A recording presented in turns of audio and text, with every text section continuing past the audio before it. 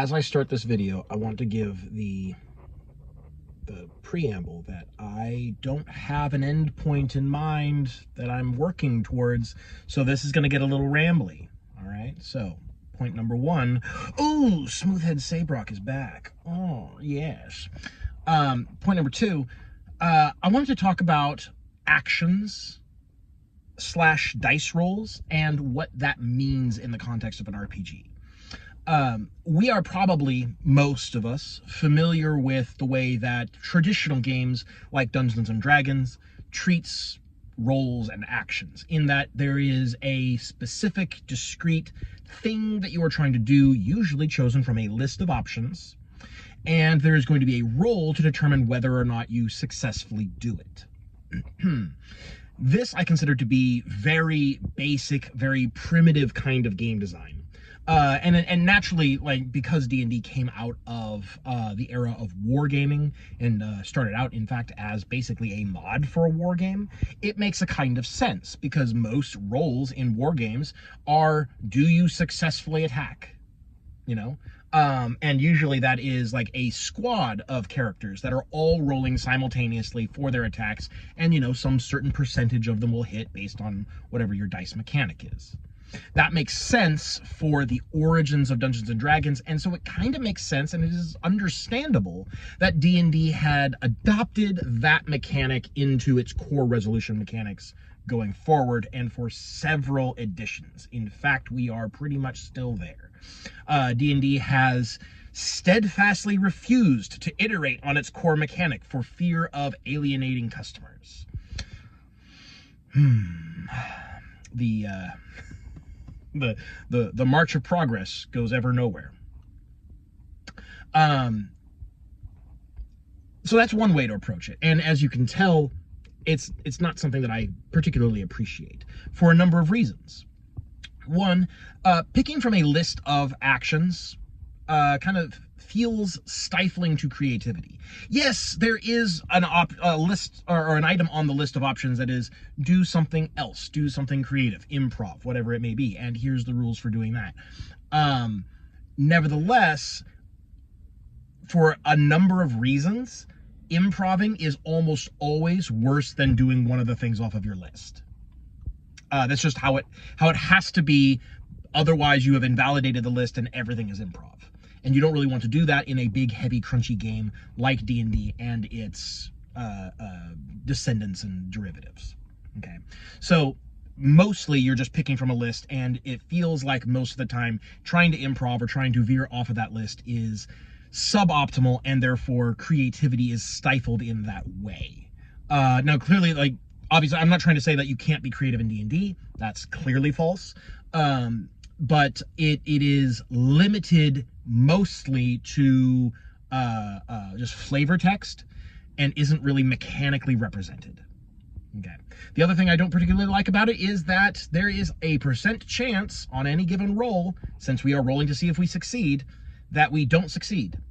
And D&D has almost never had really good mechanics for handling failure in a way that is interesting, evocative, or moves the story forward. A lot of times you get what I call it's not what I call, it is the term for it, a null result, where you roll, you fail, nothing happens. Or in some weird cases, you roll, you succeed, so nothing happens, you know. Like particularly if you are rolling to save against an effect, and if you succeed on your save, nothing happens. Hurrah, I'm glad we did this thing so the game state can remain the same. Like clearly sometimes you want that to happen sometimes if you are rolling to save against an effect that you don't want to affect you. Hurrah, we have succeeded, and you might get that moment of excitement there. But mechanically speaking, what you have done is taken time at the table, you've rolled dice, you've engaged in mechanics, and then nothing happens. This is why I don't like baseball. A perfect game is a game where no one hits the ball. Like that kind of approach to game design seems really weird to me. In a modern context, like intellectually, I understand why it exists the way it exists and where it came from and the origins of these ideas and why they are still being held onto. I understand it, but it is still weird that this is still kind of the default assumption. There are so many better ways to handle actions and dice and the way that you spend time at the table, the way that you engage with the mechanics. So, number one, when I am designing a game, I look to eliminate null results.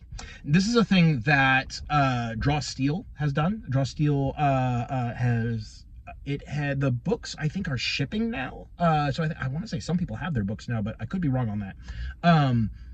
It like, you don't make an attack roll when you are doing combat. You make a power roll to see how good your attack is. You can't miss, you can't fail, but you can get like the lowest possible result, which means you do the least amount of damage and any non-damage effects are at their lowest level. All right, so like there's still variability in there, and it gets more complicated when you talk about potency and things like that, which are mechanics that it uses to create these, like, sometimes this happens, sometimes it doesn't. But no matter what, if you are making a roll in Draw Steel, something is going to change. Hit points are going to be reduced on somebody, or you're going to, get your forced movement or whatever it may be. Like, usually damaging attacks always do some damage no matter what you roll. And that's really cool, because that means that no matter what the dice say, I am still contributing. My turn is not wasted, and I never get that feel bad moment where, like, well, I don't even need to be here, I've had those moments even playing 4th edition. You know how much I like 4th edition, but it still has this null result issue where, maybe sometimes as much as 40% of the time, like, you just don't do anything on your turn. You don't do anything meaningful. And that can stack up. It's not unreasonable to expect that in some cases you'll go 2, 3, maybe 4 turns in a row missing, doing nothing, not contributing to your side at all, and that feels bad. If you come to an RPG and you're sitting there for 2 or 3 hours and you don't help or contribute or change the game state in a meaningful way, like, I fully get the frustration and the thought that, like, well, why am I even here? Why did I show up today to do nothing? That feels really bad. And it's something that D&D has always done, or always had the possibility of making that happen. There are ways to mitigate it, increase your chance of success, or be a spellcaster in 5th edition, where if you want, you can have your stuff take effect without even caring if they make their save. So there are some baseline, there's like ways to have baseline effect that is, regardless of the role, you're going to affect the battlefield in some way. But for some character archetypes and for a lot of the mechanics, you can't avoid it. Like, if you're making an attack roll, you might just miss. If you're making a saving throw, you might just fail or succeed, or whichever one is worse. You get what I'm saying. You get what I'm saying. So removing null results is very important to me when I'm designing an RPG. As I work through Code World, I'm always very careful to ensure that if a player character is doing something, or if a character is making an action roll of any kind, some effect happens regardless. Like, you get a baseline value before the dice are even cast, so that's very important to me. I believe Tales from Elsewhere is also doing something like this, where null results just aren't a thing. Something happens on every roll. Blades in the Dark and Powered by the Apocalypse games, which are different. I hate it when people lump them together because they're not the same thing. But they have a very shared design philosophy of no null results. There's they usually do like 3 tiers of results. You have like full failure and bad stuff happens, full success, or in the middle where you are successful but also bad things happen. And that's a much better way for driving a narrative forward than sometimes nothing happens. As both a storyteller and as someone who prefers to engage my players at the table continuously, I prefer when something is always happening, when some kind of meaningful change to the game state happens on every roll. And indeed, I have found that wound systems rather than hit points are better for this, because taking a wound always is a meaningful change in the game state, whereas losing some hit points isn't always a meaningful change.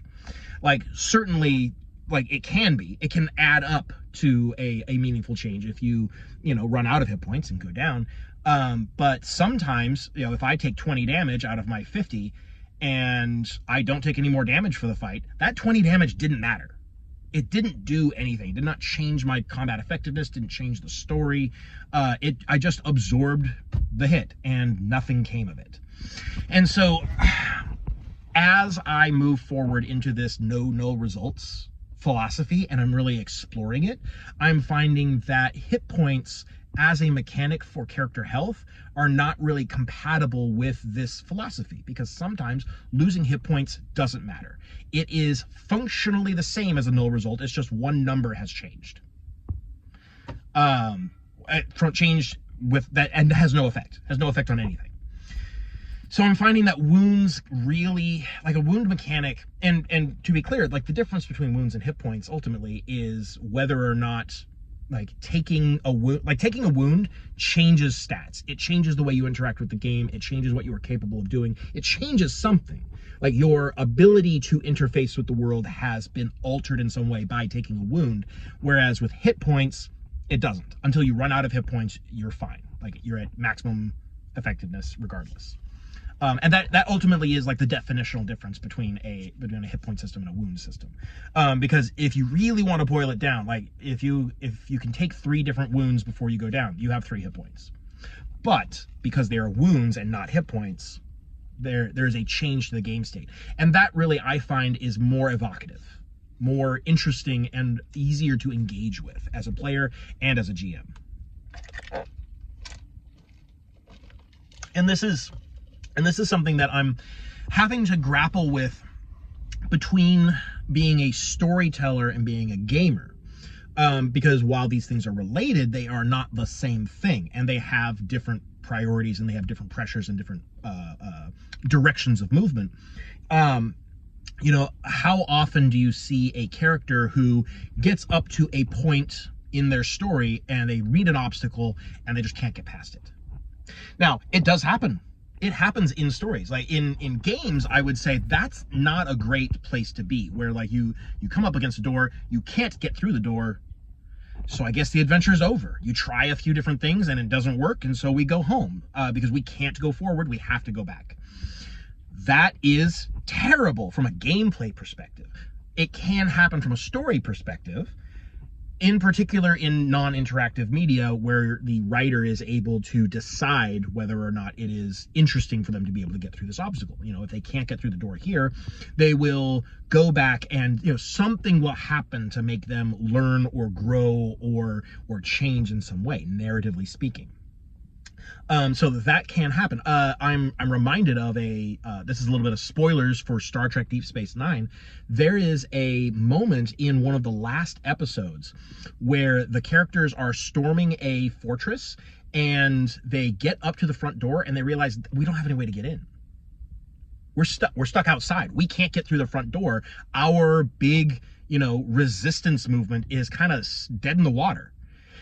And they start laughing about it. Like it's a moment of where the characters realize that we look ridiculous right now. And then the front door opens as troops come out, and that's when they charge in. So but that doesn't happen in games, or at least it would feel extremely contrived in games. It makes sense in the context of the story, because the writers are able to establish things that make these things make sense internally and narratively in the context of a TV show or a book or whatever it is. In role-playing games and in a lot of interactive media, actually specifically in role-playing games, because I think the critical factor here is the game master being able to make these arbitrary decisions about the flow of the story and the actions of the NPCs and the environment around the player characters. If the GM does something that feels like a gimme, it can feel very cheap, and it can make the player characters feel like, well, it doesn't matter what we do, we're going to keep moving forward, succeed or fail, and the GM is just going to if we fail, the GM is just going to give us a gimme, and it doesn't matter. So that can cheapen the story a bit, specifically because the person who is controlling the environment is right there responding to the players. And so there's a need in tabletop RPGs that is kind of unique in storytelling terms, in that the story needs to feel genuine. And so RPGs, like the victories need to be earned, right? Or else they don't matter. Man, I have gone for a wild ride here. Where was I going? Oh yeah, actions. Actions and null results. So what I'm getting at is that when you are designing a tabletop RPG, you are designing the skills and the stats and the dice mechanics and everything like that, you need to keep in mind that narrative flow needs to keep moving forward. And being stuck and relying on the GM to get the players out of being stuck in a worst case scenario, because you got to assume sometimes the worst case scenario will happen. Even if there's a 1% chance, if 1,000 people are playing your game, that'll happen 10 times. And those 10 tables will be like, well, what the heck? This game just put us in a dead end. And then the GM had to figure out a way to get us out, and that felt really cheap and arbitrary. So ideally, you should design your game with the assumption that like unlikely things can happen with regards to the dice and still have it function when that happens, you know. Which is why like sometimes failure is like failure as a whole, like failure in a fight, failure in a mission, whatever it needs to be, like that will happen sometimes, and you need to account for it. You can't always assume that the player characters are going to be successful at everything, or else the campaign ends. I guess you could play it that way. That's one way to play it, but then you need to account for that in the way that you write your game and prepare the players and set expectations in that way. More and more I realize that setting expectations and establishing tone is very important. It may be one of the most important things for writing an RPG. Just let the players and let the GM know what is expected, and then write the game to do a thing and then tell them what is expected with that thing, but not the other way around. You don't want to write expectations and then try to write a game that meets those expectations, because that's weird and awkward and extremely difficult and needlessly complicated. So anyways, yeah, null results are bad, which is why I think that certain complaints about earlier editions of D&D maybe aren't all that valid. Because, like, for example, when D&D moved from 3rd edition to 4th edition, the skill list got shrunk hard. Went from, you know, a few dozen skills to, like, what, 14, 16, something like that? There's not very many skills. Maybe, I think it might be 12 even. Anyways, there were some, like, social skills, or role-playing skills, as they were called, that were cut out, such as like performance, singing, that kind of like these side things that aren't for dungeon exploring. And of course, I've made the argument that, like, well, it's not what the game is about. How would the ability to sing get you through an obstacle on a regular basis? You know, you could go an entire campaign and the characters never sing once or never have a reason to sing. And so you got to think about, when you are designing your actions and your mechanics and your stats, how are these going to be used? How are they going to move the story forward specifically? Because certainly you could go into a tavern and sing. Do you need to make a roll for it? Does that move the story forward? I would argue that every roll, every time you interface with the core resolution mechanic of a game, it needs to move the story forward in some way. And for a game like D&D, which is about, like, you know, going into dungeons, fighting monsters, taking their loot, getting stronger, going to fighting bigger and stronger monsters, etc., these kinds of skills are not necessary. They're not important. They don't fit in the game. They do fit in other games that are about other things. Anyways, that's what's been on my mind due to conversations on my Discord. So if you want to engage in my Discord server, advertisement, I put the link in the description of every video, and then you can talk to me about what you think about RPGs, and maybe I'll make a video about it if you make a really good point. It feels like more than half the videos that I do are about conversations that have been happening in my Discord lately. So yeah, that's kind of a thing. All right. So I think I've mostly exhausted what I have to say about this. Null results bad. Customize your list of stats and actions to suit what is important to your game Everything should move the story forward, and that goes for not only the way that your mechanics work, but also the way your stats are designed and built and curated. So that's that.